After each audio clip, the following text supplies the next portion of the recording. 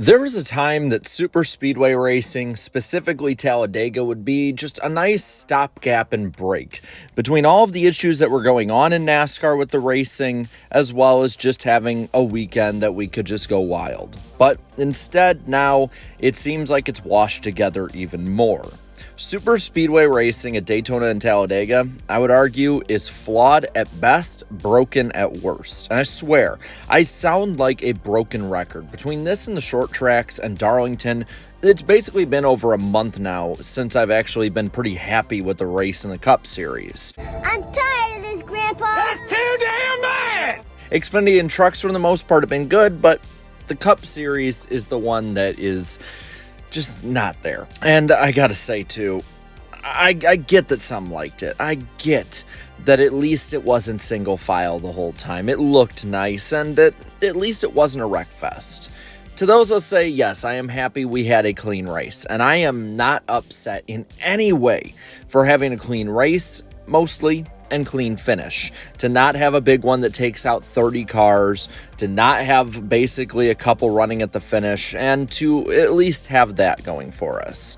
As for, well, at least it's not single file, yeah, but we basically get the same riding around factor. They just look cooler now, 4 wide. I guess that's okay, but, you know, it's not really helping the racing at all. Really, I'm just more displeased with the lackluster ability of this car. Whether it be the short tracks, whether it be starting to be the lower end intermediates, or now the super speedways like it's been since the start, this car and its lack of ability to change and the lack of ability for drivers to basically change their destiny in a race, it's hitting a boiling point for a lot, and for me, I'm just so sick of it. And I'm not even going to say and complain even more about it, because you have 4 years now worth of videos about super speedways and short tracks you guys can go back and look at. What I want to talk about today is what I want to see, because so many times we talk about how fans complain. And I know, ironically enough, that I did have somewhat of a rant at least make the rounds on social media, but I want to at least give what I want. The maybe not solutions, but goals to be attained in some way. The first one is the actual ability to make runs and pass on their own. And when I look at examples of this, obviously the best cars will always be able to have more of an ability to do this, but I look at the Gen 6 and the Gen 4 eras, or at least specific pieces of those eras. For instance, Denny Hamlin at the end of the Gen 6 era was amazing, and a lot of it was because he knew how to be patient, wait for a run, and slingshot by. That's how we won the 2020 Daytona 500, that's how we won at Talladega, and that's how a lot of different guys won in that era. The leader was not overpowered because, in a way, they were at a slight disadvantage. Yeah, they could have a really big run that was basically undefensible, but it would take a lot to do that. Then, on top of that, you could also have it where the leader could defend most runs, might cause some accidents here and there, but that sometimes happens. Also, the Gen 4 era. I know this is the one everybody goes back to. I know I'm going to be like those people on Twitter that go viral because I'm saying, oh, back in my day. But I think that there is something to be gained from this. Look at, for instance, the DEI cars and the Hendrick cars back in the day. They were definitely the best, and there were times they'd stink up the show, but they also showed the ability to make their way up through the pack if they got shuffled back. That has to happen now. The only way somebody really makes their way up through the pack if they're shuffled back is like how Bubba Wallace did at the end of the race yesterday, where somebody runs out of fuel, stacks the field up, and he takes advantage of their mistakes or misfortune. Same thing with Dale Earnhardt back in 2000. That package was pretty good because he was able to make his way from 20th to 1st in 3 laps or whatever it was. I think that you might not have to reach that immediately, but that needs to be a goal. I know a lot of people say they want the 2014 or so Gen 6 package back, but a lot of that was just the leader gets out front, has a huge advantage, and seesaws between lines. I have the theory that if Dale Earnhardt Jr. didn't win so many races in that era, people wouldn't like it as much. I really think that probably the 2000 to 2007 Gen 4 era super speedway racing is what we should strive for, or maybe a less wild version of that 2019 to 2021 super speedway package. I think that when you have this, you'd have less gridlock, and passing while fuel saving Again, it doesn't count in this. Yeah, we had plenty of passes in the race because they were 4 wide, but it was fuel saving, and it was the equivalent of them running in a train up at the top. And the other one that I really want when it comes to solutions or goals is spreading out the pack a bit. I get this sounds probably counterintuitive to passing, but I think it actually is something that needs to be done. Listen, back in the day when the packs would get spread out in the Gen 4 era, a lot of it was because of the rough racetrack and the difficult handling that the cars had. You're probably not going to get these cars to handle too awful, honestly, but the handling when it comes at least to the track itself, that may be something over time that adds in. But one way or another, I think handling needs to be more of an aspect of these races. One, the haves and the have-nots can be separated a little bit. Yeah, people might spin out, but it's because they're trying to push their car further and it's more in the driver and team's hands. On top of that, when it's more spread out and you're able to make runs, you would then be able to have runs form up, whether it's getting way up at the top of the track drafting with people, whether it's going down low and slingshotting by them, whatever it might be. That way, you know what, you're able to at least have some separation and passes made.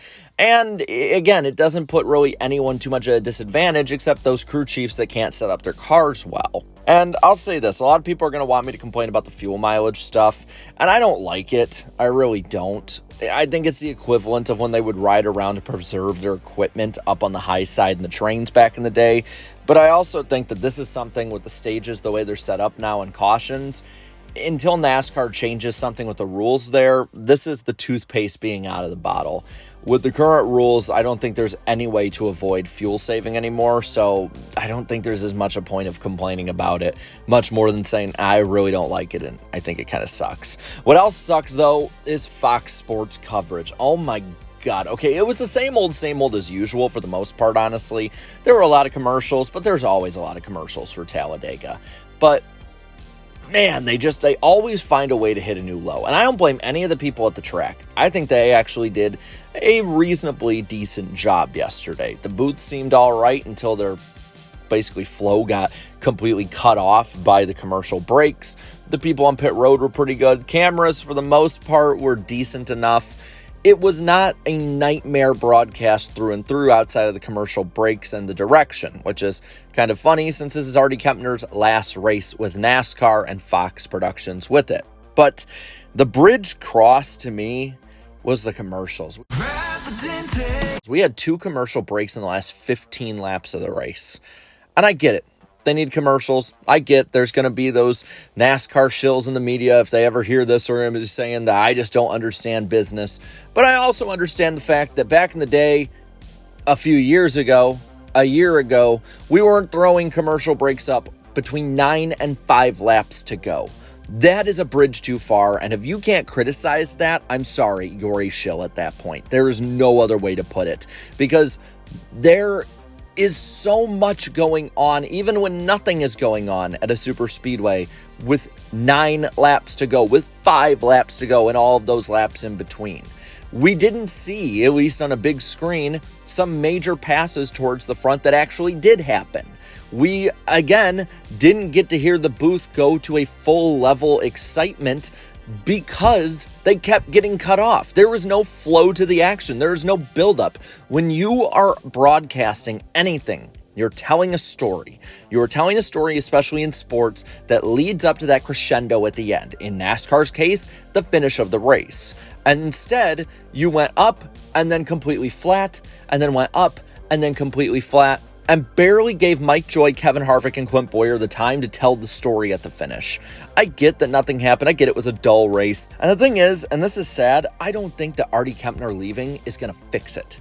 I think Fox Sports is inherently broken with their coverage nowadays. Their baseball coverage isn't all that great. Their UFL coverage isn't all that great. Their NFL coverage has taken a dive. Their pre-show for everything and post-show for everything is not exactly great. They are completely behind in the times with the likes of sports production companies all in of themselves, as well as the likes of CBS and ESPN even, which isn't all that great, and NBC for sure, and TNT Turner. All of these ones are leaps and bounds ahead of Fox, and it's just sad at this point. And I don't think anything changes, unfortunately.